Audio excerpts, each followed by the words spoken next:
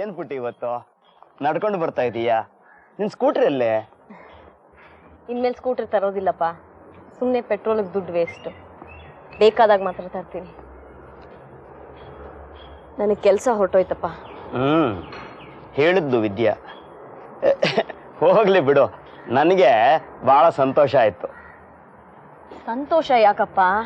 ಸಂಬಳ ಬಂದು ದುಡ್ಡಿದ್ರೆ ನಿಂಗೆ ಅಪ್ಪನ ಮನೆ ಕೊಡೋದೋ ಇಲ್ಲ ಅತ್ತೆ ಮನೆ ಕೊಡೋದೋ ಮನಸ್ಸಿಗೆ ತುಂಬಾ ಕಷ್ಟ ಆಗೋದು.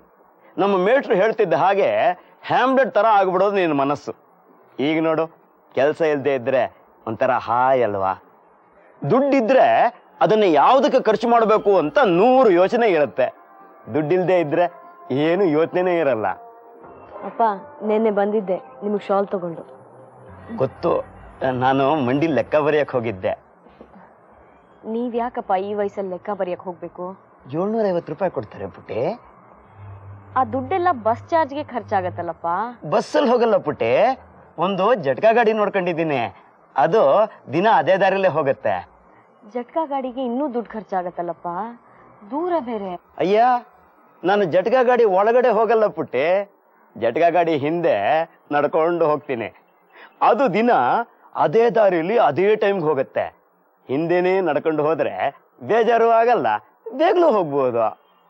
ಏನೋಪ್ಪ, ನೀವು ಈ ವಯಸ್ಸಿನಲ್ಲಿ ಮಂಡಿಗೆ ನಡ್ಕೊಂಡು ಹೋಗಿ ಲೆಕ್ಕ ಬರೆಯೋದು ನನಗೆ ಸಂಕಟ ಆಗ್ತಾ ಇದೆ.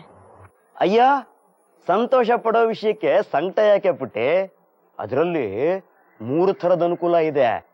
ನಡ್ಕೊಂಡು ಹೋದ್ರೆ ಕಾಲಿಗೆ ಬಲ ಬರುತ್ತೆ, ಅಷ್ಟೊಂದು ಲೆಕ್ಕ ಬರೆದ್ರೆ ಕೈಗೆ ಬಲ ಬರುತ್ತೆ, ಅಷ್ಟೊಂದು ದುಡ್ಡಿನ ವಿಷಯ ಬರೆದ್ರೆ ಮನಸ್ಸಿಗೆ ಬಲ ಬರುತ್ತೆ. ನಿನ್ನೆ ಎಷ್ಟು ಚೆನ್ನಾಗಿತ್ತು ಗೊತ್ತಾ? 37 ಲಕ್ಷ ರೂಪಾಯಿ ಇನ್ಕಮ್ಮು. ನನಗಲ್ಲ ಪುಟ್ಟೆ, ನಮ್ಮ ಮಂಡಿ ಓನರ್ಗೆ.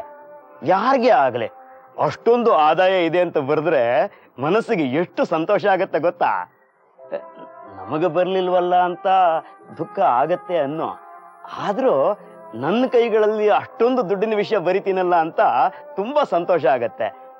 ಅಲ್ಲ ಪುಟ್ಟಿ, ನಿನಗೂ ಕೆಲಸ ಹೋಗಿದೆ, ಶಾಲು ಯಾತಕ್ ತರಕ್ ಹೋದೆ? ನನಗೆ ಅದರ ಅವಶ್ಯಕತೆ ಇರಲಿಲ್ಲ. ಅಪ್ಪ, ನೀವು ದಿನ ಬೆಳಗಿನ ಜಾವ ಯಾರ್ದೋ ಮನೆ ಮುಂದೆ ನಿಂತಿರ್ತೀರಂತೆ, ಚಳಿಯಲ್ಲಿ ನಡ್ಕೊಂಡು ಹರಿದೋಗಿರೋ ಜುಬ್ಬ ಹಾಕೊಂಡು. ಆರೋಗ್ಯ ಕೆಡೋದಿಲ್ವಾ? ಅದಕ್ಕೆ ಕೆಲಸ ಬಿಡೋ ದಿವಸ ಸ್ವಲ್ಪ ದುಡ್ಡು ಸಿಕ್ತು, ನಿಮಗೊಂದು ಶಾಲ್ ತಂದೆ. ನೀವ್ಯಾಕಪ್ಪ ಹರಿದೋಗಿರೋ ಜುಬ್ಬ ಹಾಕೊಂಡು ಯಾರ್ದೋ ಮನೆ ಮುಂದೆ ನಿಂತ್ಕೋಬೇಕು? ಅಯ್ಯ, ಆ ಜುಬ್ಬ ನೋಡು, 6 ವರ್ಷದಿಂದ ಒಬೀಡಿಯಂಟ್ ಆಗಿತ್ತು, ಹರಿದಿರ್ಲಿಲ್ಲ, ಹೇಳೋದಾಗ ಕೇಳ್ಕೊಂಡಿತ್ತು. ಈ ವರ್ಷ ನೋಡು, ಬೇಡ ಬೇಡ ಅಂದ್ರೂ ಹರಿಯೋದಕ್ಕೆ ಶುರು ಮಾಡ್ಬಿಟ್ಟಿದೆ. ನಮ್ಮ ಕೆಲಸ ಹೋದ್ಮೇಲೆ ಯಾರು ನಮ್ಮ ಮಾತು ಕೇಳೋದಿಲ್ಲ ಪುಟ್ಟಿ. ಇಷ್ಟು ದಿನ ಏನಾಗ್ತಿತ್ತು ಅಂದ್ರೆ, ನಾನು ರಾಜಿ ಒಂದು ಹೊಸ ಜುಬ್ಬ ಹಾಕೊಂಡು ಹೊರಟ್ಬಿಡ್ತಿದ್ದೆ, ಹೆಚ್ಚಿಗಿರ್ತಿತ್ತು. ಈ ನಡುವೆ ಅದೇನೋ ಪಾಪ ಅವನಿಗೂ ಮನಸ್ಸಿಗೆ ಬೇಜಾರಾಗಿರ್ಬೇಕು, ಅದಕ್ಕೆ ಅವನು ಅದೇ ಜುಬ್ಬ ಹಾಕೊಂಡು ಬೆಳಗಿನ ಜಾವ ವಾಕಿಂಗ್ ಹೊರಟ್ಬಿಡ್ತಾನೆ. ನಾನು ಹರಿದ ಜುಬ್ಬ ಹಾಕೊಂಡು ಹೊರಡ್ತೀನಿ. ಹರಿದ ಜುಬ್ಬಕ್ಕೆ ಅದರದ್ದೇ ಆದ ಒಂದು ಅನುಕೂಲ ಇದೆ ಪುಟ್ಟಿ, ಅದೇ ಒಂದು ಟ್ರಿಕ್ಕು. ಏನ್ ಟ್ರಿಕ್ಕಪ್ಪ? ಸುಮ್ನೆ ಏನೋ ಮಾತಾಡಿ ಮಾತು ಮರೆಸ್ಬಿಡ್ತೀರಾ. ಚಳಿ ಇರುತ್ತಲ್ಲ, ಸ್ಪೀಡಾಗಿ ನಡೀತೀನಿ, ಕಾಲಿಗೆ ವ್ಯಾಯಾಮ ಆಗತ್ತೆ, ಚಳಿ ಹೋಗತ್ತೆ. ಚಳಿ ಹೋಗಿ ಸೆಕೆ ಆದ್ರೆ ಜುಬ್ಬ ಹರಿದಿರುತ್ತಲ್ಲ, ಆ ತೂತಿಂದ ತಣ್ಣಗೆ ಗಾಳಿ ಒಳಗ್ ಬರುತ್ತೆ, ಒಂಥರ ಚೆನ್ನಾಗಿರುತ್ತೆ. ಅದಕ್ಕೆ ನಾನು ಈ ಜುಬ್ಬನ ಏರ್ ಕಂಡೀಷನ್ ಜುಬ್ಬ ಅಂತ ಕರಿತೀನಿ. ಅಲ್ಲ ಪುಟ್ಟಿ, ನಿನ್ಗೆ ಯಾರು ಹೇಳಿದ್ರು ಬೆಳಗಿನ ಜಾವ ನಾನು ಯಾರ್ದ ಮನೆ ಮುಂದೆ ಹೋಗಿ ನಿಂತ್ಕೊಂಡಿರ್ತೀನಿ ಅಂತ? ಇವರು ದಿನ ವಾಕಿಂಗ್ ಹೋಗೋವಾಗ ನಿಮ್ಮನ್ನ ನೋಡ್ತಾರಂತೆ, ನೀವು ಯಾರ್ದೋ ಮನೆ ಗೇಟ್ ಮುಂದೆ ಹರಿದ ಜುಬ್ಬ ಹಾಕೊಂಡು ನಿಂತ್ಕೊಂಡಿರ್ತೀರಂತೆ. ಆಗ ನಿಮ್ಮನ್ನ ಮಾತಾಡ್ಸಿದ್ರೆ ನಿಮ್ಗೆ ಅವಮಾನ ಥರ ಅನ್ಸುತ್ತೆ ಅಂತ ಮಾತಾಡಿಸ್ದೆ ಹಾಗೆ ಬಂದ್ಬಿಡ್ತಾರಂತೆ. ಅಯ್ಯ, ದಿನ ನಾನು ನೋಡ್ತೀನಿ ಅವರನ್ನ, ಆದ್ರೆ ನೋಡದೆ ಇರೋ ತರ ಆಕ್ಟ್ ಮಾಡ್ಬಿಡ್ತೀನಿ.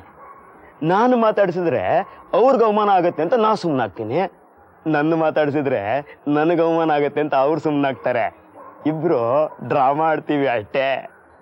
ಆದ್ರೆ ನಿಜ ಏನು ಅಂದ್ರೆ, ನನ್ನ ಯಾರು ಮಾತಾಡಿಸಿದ್ರು ಎಲ್ಲರೂ ಅವಮಾನ ಅಂತಾನೆ ಅಂದ್ಕೊಳ್ಳೋದು. ಮುಂಚಿಂದಾನು ಅಷ್ಟೇ. ಈಗೇನು ಬಂದದ್ದು ಪುಟ್ಟಿ ನೀನು? ಅಪ್ಪ, ಈ ನಡುವೆ ನಿಮ್ಗೆ ಆರೋಗ್ಯ ಸರಿ ಇಲ್ಲ, ರಾತ್ರಿ ಎಲ್ಲ ಕೆಮ್ತಾ ಇರ್ತೀರಂತೆ, ನೀವು ವೀಕ್ ಆಗಿ ಬೇರೆ ಇದ್ದೀರಿ, ಅದಕ್ಕೆ ಡಾಕ್ಟರ್ ಹತ್ರ ಕರ್ಕೊಂಡು ಹೋಗೋಣ ಅಂತ ಬಂದೆ. ಬನ್ನಿ ಡಾಕ್ಟರ್ ಹತ್ರ ಹೋಗೋಣ. ಜೋರ ಕೆಮ್ಮಿಲ್ವಲ್ಲ? ಯಾರಿಗೂ ಕೇಳಿಸ್ಬಾರ್ದು ಅಂತ ಹೇಳಿ ಕಿಟಕಿ ಹತ್ರ ಬಂದು ಮೆತ್ತ ಕೆಮ್ತೀನಲ್ಲ, ಆದ್ರೂ ಕೇಳಿಸ್ಬಿಟ್ಟಿದೀಯಾ? ಯಾರಿಗೂ ನಾನು ಕೆಮ್ಮೋದು ಕೇಳಿಸ್ಬಾರ್ದು ಅಂತ ಅಂದ್ಕೊಂಡಿದ್ದೆ. ಅಯ್ಯ, ಇದಕ್ಕೆ ಡಾಕ್ಟ್ರೆಲ್ಲ ಯಾತಕ್ ಬಿಟ್ಟಿ? ಕೆಮ್ಮು ಬರುತ್ತೆ, ಕೆಮ್ಮು ಹೋಗತ್ತೆ, ನಮಗೇನ್ ಮಾಡತ್ತೆ? ಏನೇನೋ ಯೋಚನೆಗೆ ರಾತ್ರಿ ಎಲ್ಲ ನಿದ್ದೆನೆ ಬರಲ್ಲ.